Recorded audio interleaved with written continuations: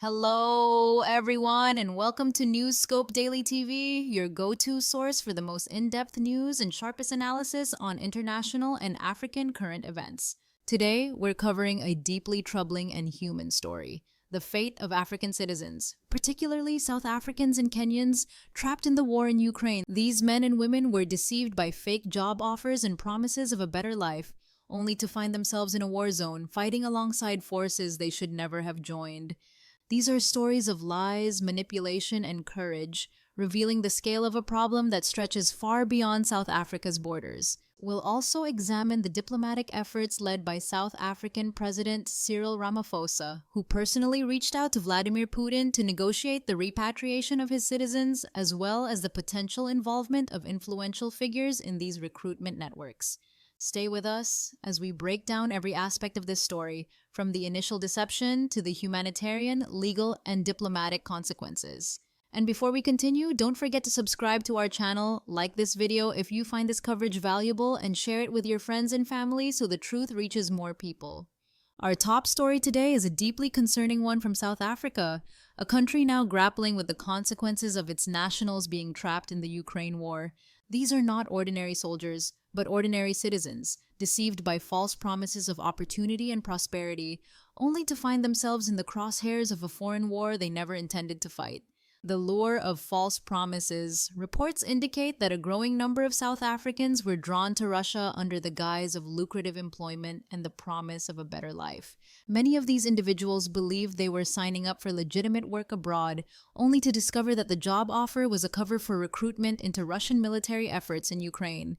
Instead of offices, factories, or high-paying careers, they found themselves digging trenches, dodging bullets, and navigating a conflict that has cost thousands of lives. Their dreams of economic advancement collided violently with the harsh reality of war. Diplomatic efforts. Ramaphosa calls Putin. In response, South African President Cyril Ramaphosa personally contacted Russian President Vladimir Putin to discuss the repatriation of these nationals, according to an official statement from the South African presidency.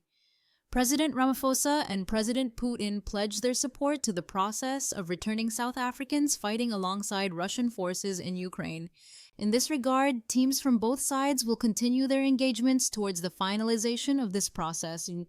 This marks a significant diplomatic engagement, signaling that South Africa is actively leveraging its position as a BRICS nation to secure the safe return of its citizens. The scale of the crisis. The initial distress call in November revealed 17 South Africans trapped in Ukraine's Donbas region. These men were reportedly tricked into joining Russian-aligned mercenary forces. Alarmingly, one of the high-profile allegations involves Duduzile Zuma, daughter of former South African President Jacob Zuma, accused of recruiting individuals for the conflict. Such revelations have sparked outrage. The notion that African citizens are being drawn into a European conflict, a war many describe as colonial in nature, is deeply unsettling. Beyond South Africa, the issue spans the continent. Over 1,400 individuals from 36 African nations have reportedly been coerced or deceived into participating in the war, according to Ukraine's foreign minister. Kenya and the broader African context. Kenya is facing a similar challenge. In December, Kenyan authorities reported that around 200 of their nationals had been sent to fight in Ukraine, though the actual numbers may be higher. Tragically, some have already died while others suffered serious injuries. Kenyan officials condemned the use of their citizens as cannon fodder and are pursuing diplomatic channels in Moscow to secure their release. Over 30 Kenyans have reportedly been evacuated in recent months, and several fake recruitment agencies have been shut down. Across Africa, these cases highlight a dangerous trend: exploitation of youth for foreign military conflicts driven by economic vulnerability, social pressures, and the lure of a better life abroad.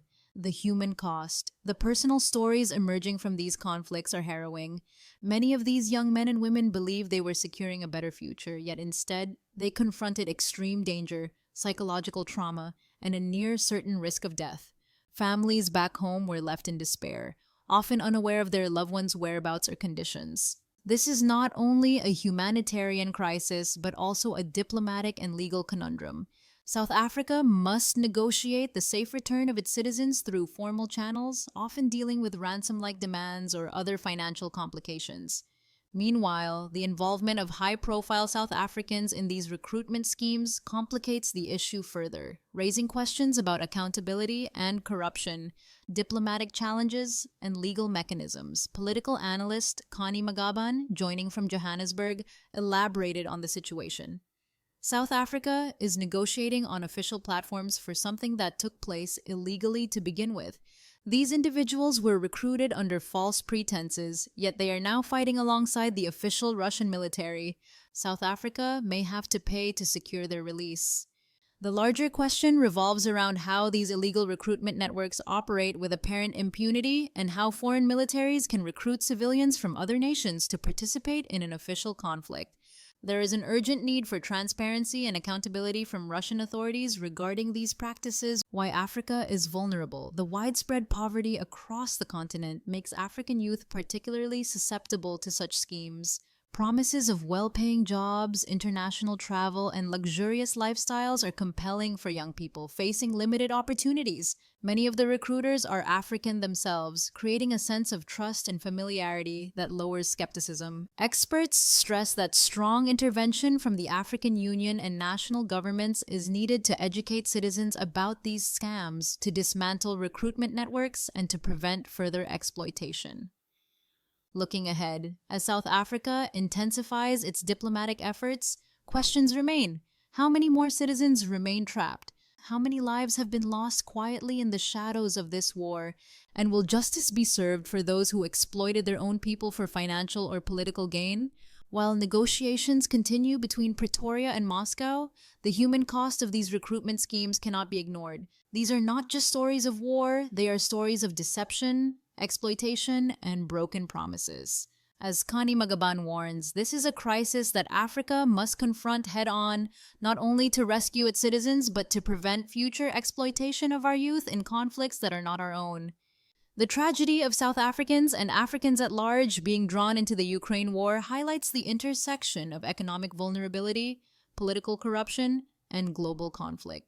Governments must act swiftly to repatriate citizens, dismantle criminal recruitment networks, and protect young people from falling prey to similar schemes in the future.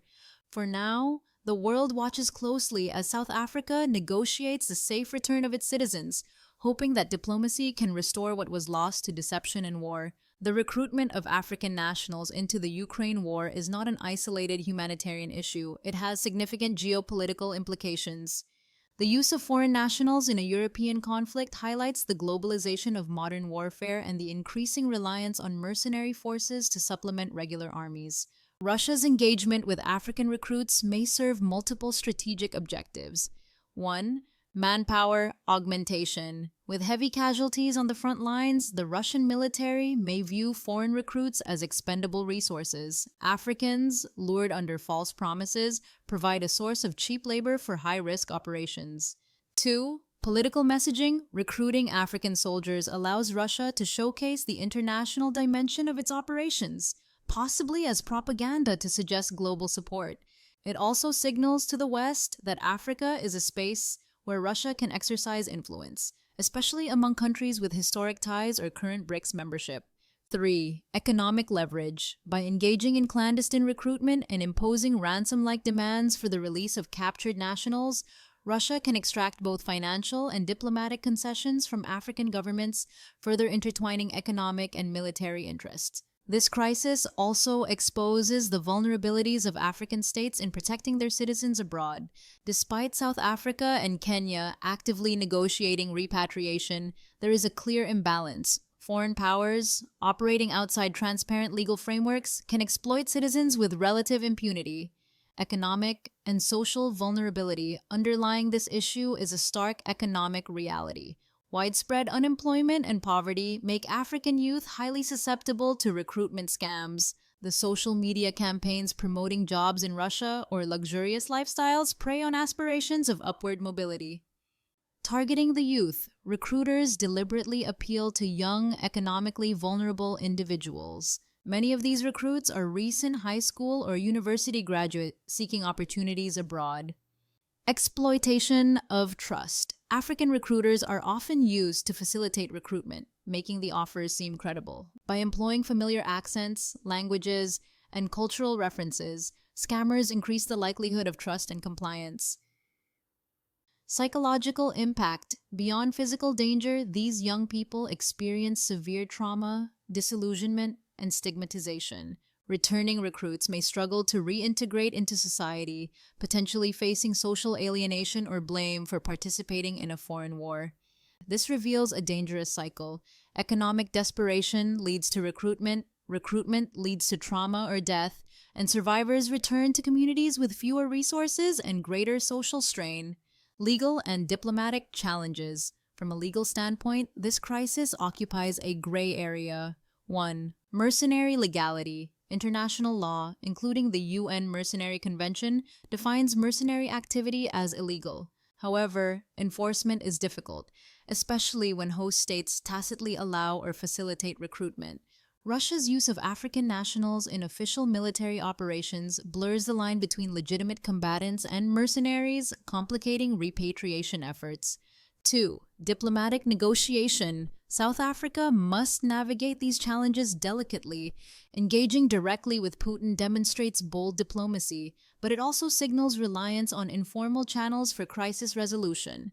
Payment demands, whether framed as ransom or administrative costs, risk setting dangerous precedents for future incidents. 3. Accountability of domestic actors. Allegations involving high-profile South Africans such as Duduzile Zuma highlight internal complicity. Investigations into recruitment networks may uncover networks of corruption that extend from local recruiters to foreign military contractors. Addressing this is critical to prevent recurrence. Broader implications for Africa. The South African and Kenyan cases are part of a continent-wide problem. Reports indicate that nationals from 36 African countries were drawn into the Ukraine war. This raises fundamental questions about Africa's role in global conflicts. Why are African citizens disproportionately targeted for recruitment? How can governments ensure citizens are informed and protected from deceptive foreign recruitment? What responsibilities do international organizations like the African Union have in regulating cross-border recruitment schemes and safeguarding citizens? In essence, this is not just a South African problem. It is a continental issue of youth exploitation, economic vulnerability, and international accountability.